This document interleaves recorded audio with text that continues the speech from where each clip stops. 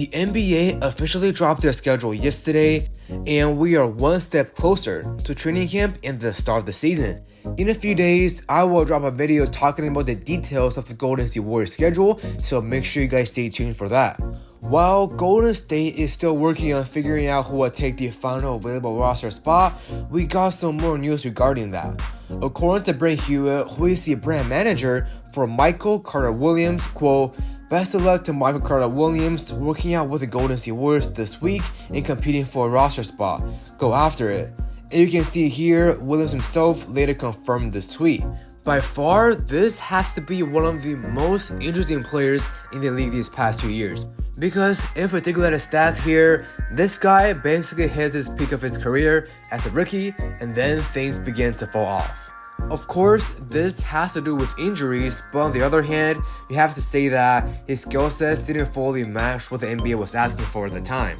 Now, this past year for Orlando, Williams played only 4 games and was averaging 4.3 points, 1.3 rebounds, and 1.8 assists per game. So just like we said, he went from a rookie who is averaging 18 points to now a veteran averaging less than 5 points per game with very limited playing time.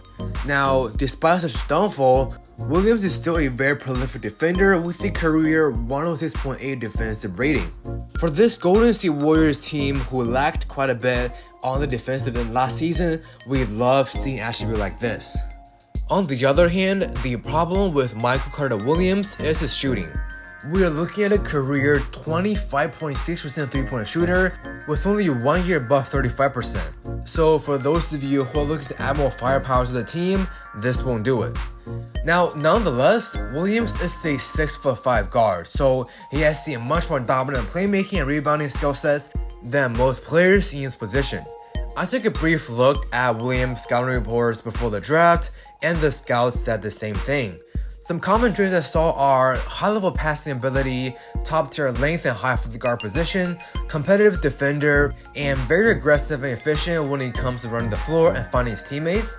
On the other hand, very inconsistent outside shooting, turnover prone and possibly low ceiling. To be honest, it's a little bit tough for me to see him getting a roster spot because of his poor shooting, and that's really dragging me back. However, I'm more than confident he can take a two-way roster spot. We talked about this in earlier videos. Each NBA team can have up to 3 two-way contract players. We currently have 2 open spots left there, and with our previous video, we talked about having James Johnson, the 7-foot center, taking one of the spots, and I think the other spot can be earned by Williams. Now, Golden State is working on with multiple free agents. Why do I feel more confident about Williams? Well, here's why. He reminds me of Anthony Lamb, who took one of the two-way spots for the Warriors last season. Now, Lamb will never give you crazy stats, but he's a very consistent rebounder and defender.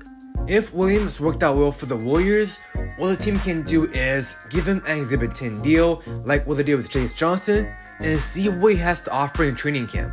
If Williams really wants to stay in the league, I assume that he is aware of his poor shooting and has been working on that. So that's something I want to watch in camp if it gets the deal done.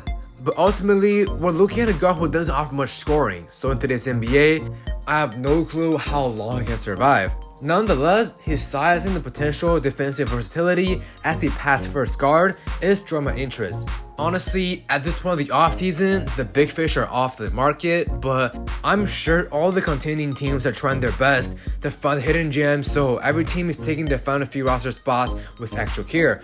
We're still very far from training camp, so there's no rush to make a decision now, but it's very promising that we're looking to new players every single week, and I'm very excited to see who will eventually fill in those roster spots.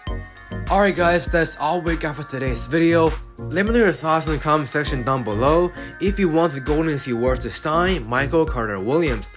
If you enjoy the content, don't forget to leave a like, subscribe, and follow me on social media with all the links in the description down below. Once again, thank you guys so much for watching this video, and I will see you guys in the next episode. Peace.